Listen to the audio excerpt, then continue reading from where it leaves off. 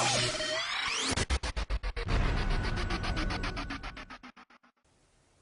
everyone, this is Aaron for Zollotech, and we're going to be going over the new features of the iPad 2.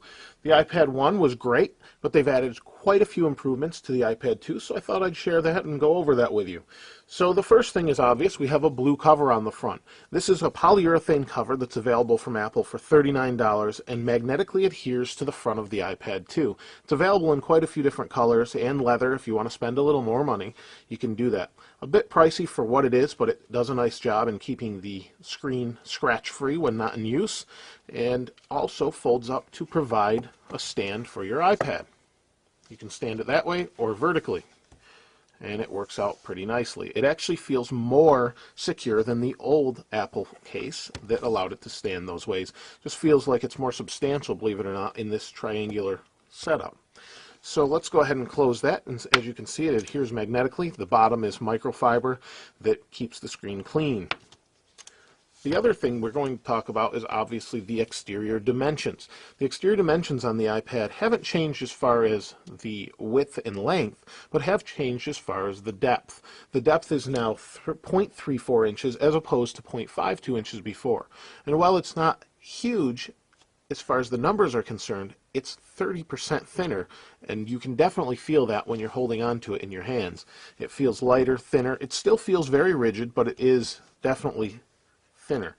It's also lighter by a little bit, by 0.2 roughly. It's 1.5 pounds was the old iPad. This new one is 1.33 pounds, and we're talking about the Wi-Fi model, which is this. The 3G adds a little bit of weight also. So there's not a huge difference, but you do notice it if you hold an iPad a lot. You'll notice it is slightly lighter.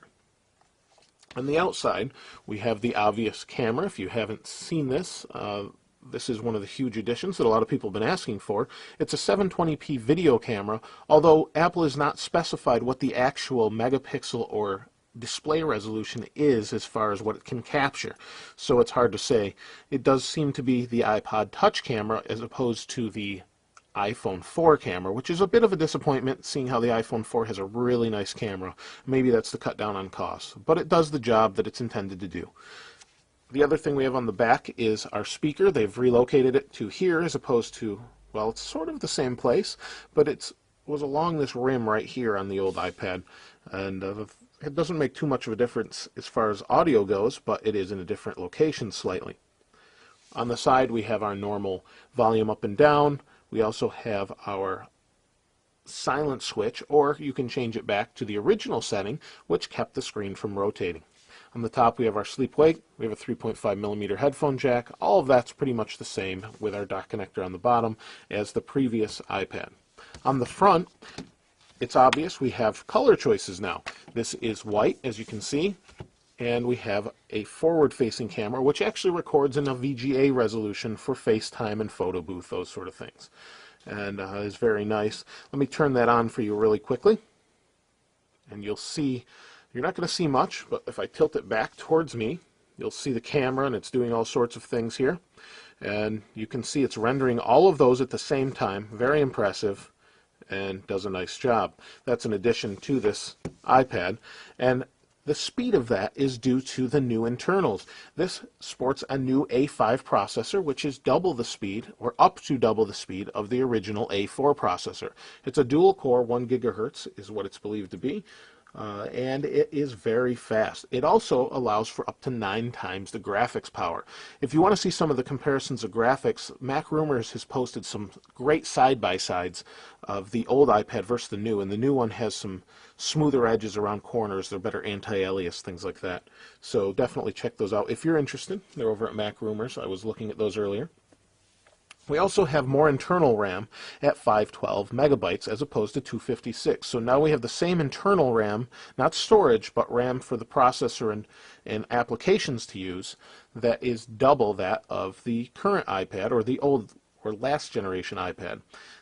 It's also the same as the iPhone 4, so it should be the same or faster in many applications as the iPhone 4 as opposed to what the iPad could do. It did tend to slow down a little. More as there were more applications running along the bottom here. We also have a microphone on the top, which is used for the FaceTime calling, and there's the mic right there.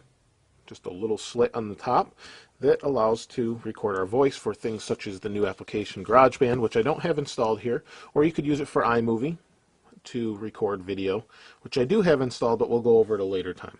Internally, we also have a gyroscope as opposed to just an accelerometer and compass before, so that adds more accuracy when playing games or moving the display about when you want to get more accurate feedback. It should help a lot. It's pretty noticeable in the iPhone 4 as opposed to an iPod Touch that didn't have it or an iPad that doesn't have it.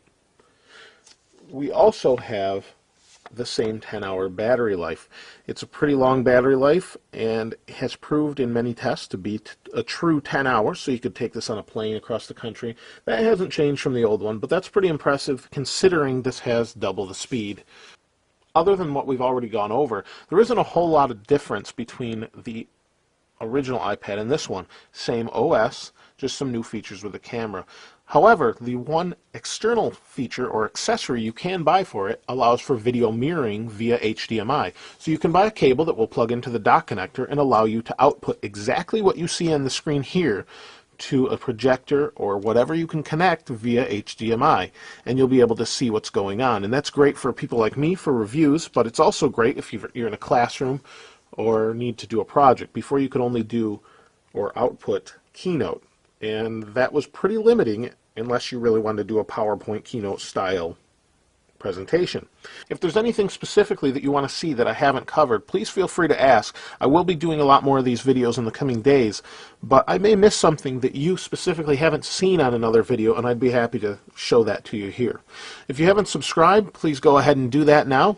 And for all of you that have subscribed, thank you very much. I appreciate it. This is Aaron. I'll see you next time.